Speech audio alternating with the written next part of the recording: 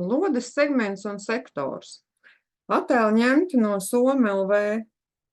Ja mēs šķeļam lodi ar kādu plakni ar jebkuru plakni, mēs nogriežam virsējo daļu, un šīs te abas daļas, kurās mēs esam sagriezuši, abas daļas saucās segmenti.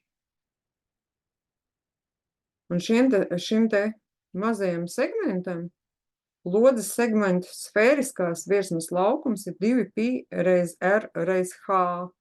R formulās lielais mums būs lodes rādijus, H segmenta augstums. Segmenta augstums SA, teiksim tā, šajos zīmējumos. Tātad mēs iegūstam divus segmentus. Segmenta tilpumu rēķina π reiz segmenta augstuma kvadrāts, reiznāts ar iekavās lodes rādijus mīnus segmenta augstums dalīts ar 3.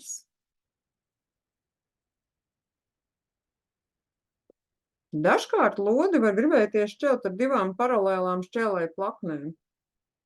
Pa vienu riņķi, pa otru riņķi, bet plaknēm jābūt paralēlām. Tad lūk, šī te figūra, ko mēs iegūstam, saucās lodes slānis. Ja mums šim lodes slānim vajag izrēķināt sfēriskās virsmas laukumu vai tilpumu, tad racionālāk ir rēķināt pilnas lodes virsmas laukumu vai tilpumu, no tā atņemt divu mazāko segmentiņu laukumus vai tilpumus. Un tad vēl mēdz būt tāds jēdziens kā lodes sektors. Šis ir nosacīti aksiāls šķēlums, bet nē, drusiņ telpisks. Mums ir konus, ar virsotni lodes centrā, un mūsu nošķeltais segments. Un šīs te figūras apvienojums, viss šis te kopā ir lodes sektors. Tāpēc sektoram sfēriskās virsmas laukumu rēķina virsmas laukums konusam un plus virsmas laukums sfēriskās virsmas laukums segmentam. Konusam, protams, nerēķinam pamatu, bet sānu virsmas laukumu tikai. Un šim te sektoram tāda aizpildīta saldējuma vafeļu trauciņš ar saldējumu. Tilpumu mēs rēķinam 2/3 π reiz R lodes rādijus kvadrātā reiz augstums. Nu, un daži uzdevumi. Lode, kuras rādijus ir 6 cm, segmenta augstums ir 3 cm, aprēķināt sfēriskās virsmas laukumu. Un sfēriskās virsmas laukumu, šo te specifisko segmentu laukumu formulu, 2π R reiz H.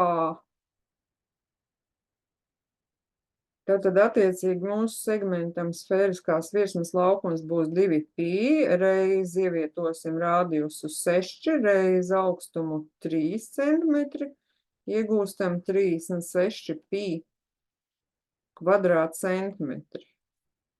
Nu, un ja tas ir uzdevums teksta veidā, tad jāraksta atbilde, ka segments sfēriskās virsmas laukums ir 36π kvadrātcentimetri. Nedaudz savādāk. Lodi šķeļ plakne, caur O1B iet plakne. Šķēluma līnijas diametrs ir 16 centimetri. Tas ir CB, teiksim.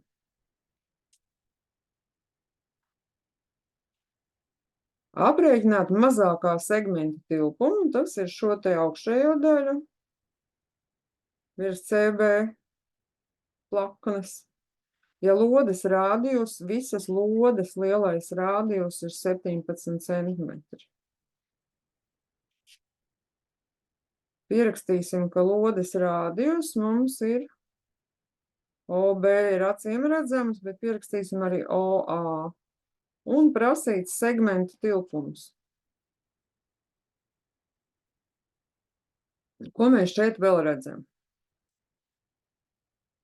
Mums formulā, segmenta formulā tilpuma ir pi reiz segmenta augstums, rādījus mīnus segments dalīts, augstums dalīts ar 3. Mums kaut kur ir jādabūna augstumu. Kur mēs dabūsim augstumu?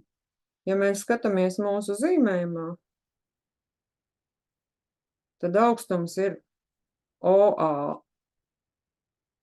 Nē, rakstīsim tā. O1A. O1A, tas ir mūsu augstums, šis.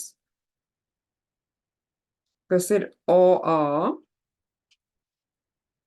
no centra līdz virsotnei, virspusei, mīnus OO1. Un šī zīmējumā OO1 ir apzīmēts šķēlēja plaknes attālums no riņķa centra ar D mazo burtiņu, teiksim tā, ka tā ir distance. Tāpēc var teikt, ka mūsu augstums ir rādījus mīnus distance. Bet tas tā nosacīti, lai asociācija ar D mazo burtiņu būtu. Tagad skatāmies taisnliņu trīsstūris. BOO1.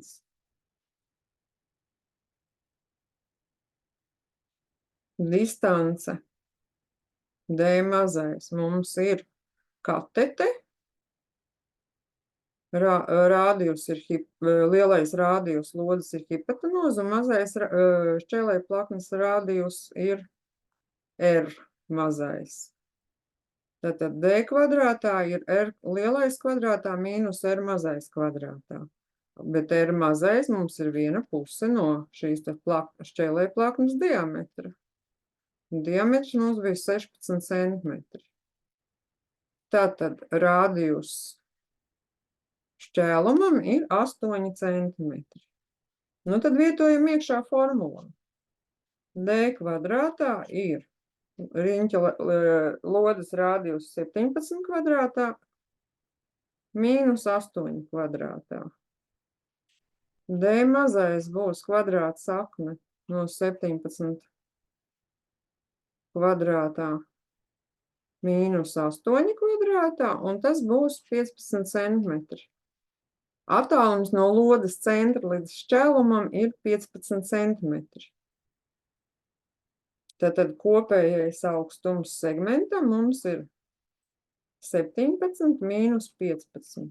Viss lodes rādījus mīnus attālums no centra līdz šķēlēja plaknei. Tie ir 2 centimetri. Attiecīgi segmentu tilpumu var izrēķināt. Skatāmies uz formulu. Pi reiz 2 kvadrātā reiz lielais rādījus ir 17 un augstums 2 dalīts ar 3.